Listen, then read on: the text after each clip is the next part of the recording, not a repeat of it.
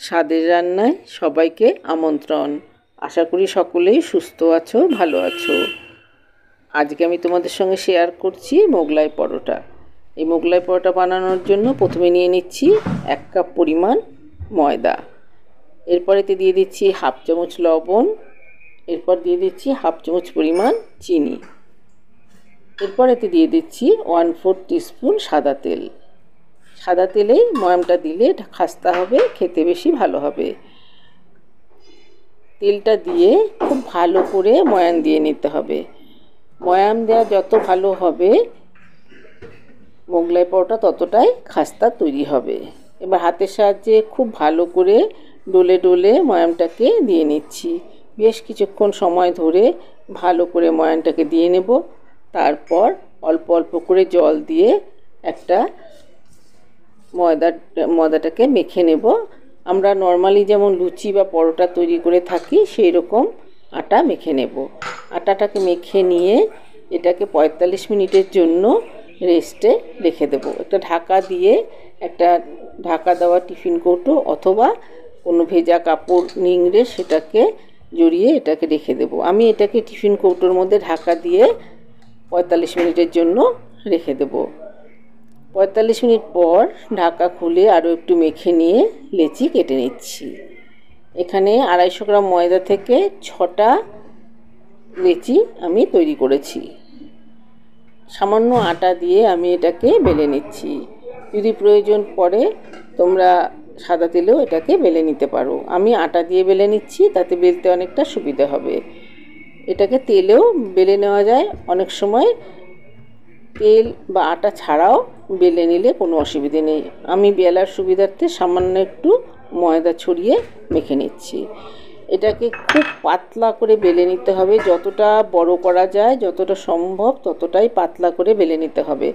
বেশি ভারী করলে মোগলাই পরোটা ভালো হবে না। এটাকে আমি একটা প্লেটের মধ্যে নিয়ে নিচ্ছি। এতে এটাকে মুড়তে অনেকটাই সুবিধে হবে।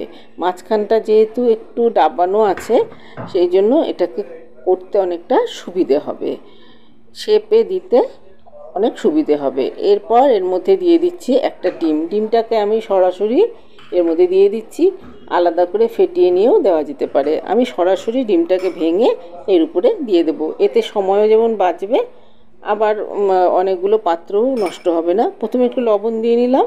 লবণ দিয়ে আমি মাখার সময় লবণ দিয়েছি, সেই জন্য লবণটা একটু কম পরিমাণেই দিতে হবে। এরপর ডিমটাকে ফাটিয়ে এর মধ্যে দিয়ে দিলাম। এরপর এতে দিয়ে দেব কুচনো পেঁয়াজ আর কুচনো কাঁচা লঙ্কা, কুচনো গাজর। এরপর দিয়ে দিচ্ছি কুচনো ধনেপাতা। হাত দিয়ে এটাকে ভালো করে ছড়িয়ে দিচ্ছি। ভালো করে মেখে নিয়ে সব উপকরণগুলোকে মেখে নিচ্ছি।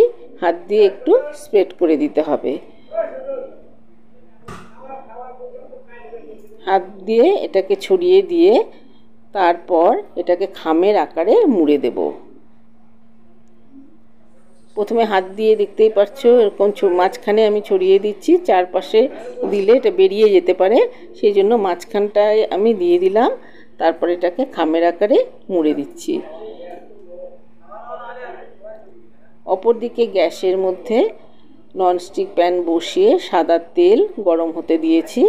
এটাকে বানিয়ে নিয়ে সঙ্গে সঙ্গে তেলের মধ্যে দিয়ে দিতে হবে। বেশিক্ষণ এটাকে রাখা যাবে না, তাহলে ডিমটা বেরিয়ে যেতে পারে। এবার গরম তেলের মধ্যে দিয়ে দিলাম। হাই ফ্লেমে এটাকে আমি এক পাশটা ভেজে নিচ্ছি। এরপর মিডিয়াম টু হাই ফ্লেমে অপর দিকটা ভেজে নেব। এক পাশটা হয়ে গেলে উল্টে দিয়ে অপর পাশটাও ভালো করে ভেজে নিতে হবে। আমি উল্টে দিয়েছি। এবার এটাকে 4 টুকরো করে কেটে দিচ্ছি। ভেতরটা অনেক ভালোভাবে ভাজা হবে। কেটে দিলে কি হবে, ভেতরেরটা কাঁচা থেকে গেলে খেতে ভালো লাগবে না, সেই জন্য এরকম ভাবে আমরা যদি একটু মাঝখান থেকে হয়ে যাবে ভালোভাবে ভাজা, ভেতরটাও খুব সুন্দরভাবে ভাজা হয়ে যাবে, সময়ও খুব কম লাগবে।